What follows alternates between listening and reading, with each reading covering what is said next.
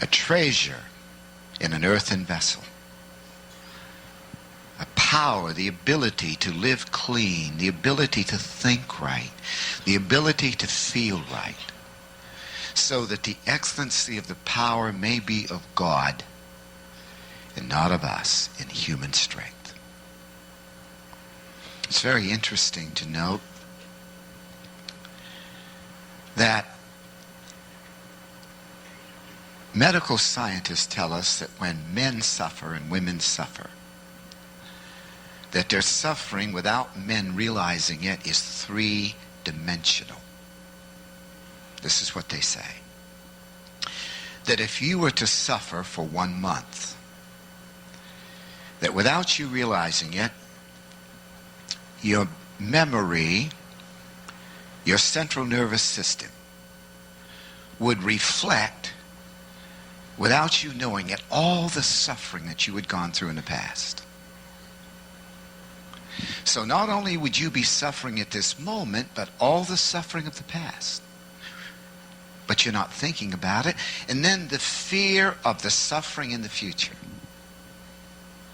That's the way we're made up, in 3 dimensions of time. Now, the medical scientists tell us that when an animal suffers, they only have 1 dimension of suffering, and while they do suffer, their suffering is not nearly as bad as human beings because they do not recall the past. Now, listen carefully. A woman was placed in the Chinese prison many years ago, a lovely Christian, tormented, shackled into chains, a woman in her 60s, was finally released from that prison.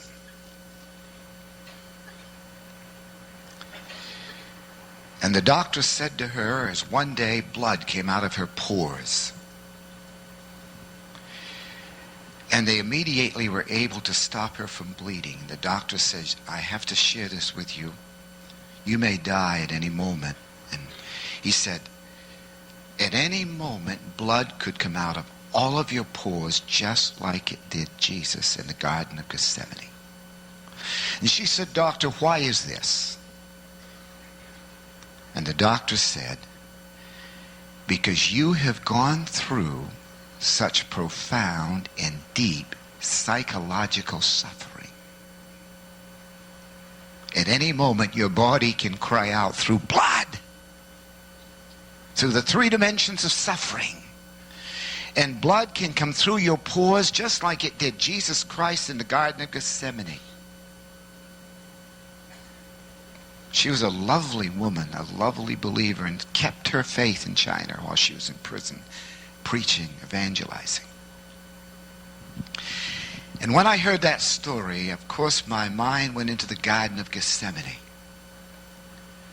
And when Jesus Christ bled and fell down once, twice, and got up in his weak human figure and his humanity, and he looked, and there was blood coming out of his pores.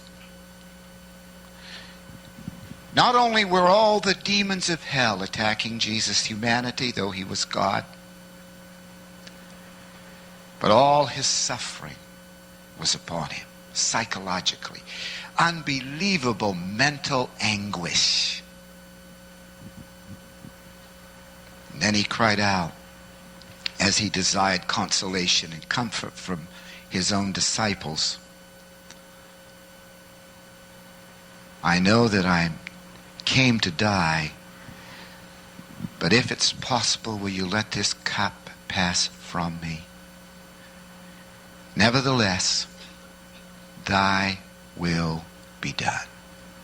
Submission in suffering. Honoring his call. Graciously praying in reality, but honoring his commitment to the Father. And Paul said, we which have this treasure, we apostles, we which are alive in Jesus Christ and have this treasure, and we know it, we are delivered unto death. The plan of God has delivered us unto death, unto trials, unto testings, unto losing our reputations, unto pain, many times agony, human frailty exposed. We are delivered unto death. But he said this is the reason. So that the life of Jesus Christ may be manifested through our mortal body. He says death works in us so that life may come and work in you. In other words, God says I've got to have a plan that'll get that life of love and mercy and grace and wisdom and peace and joy.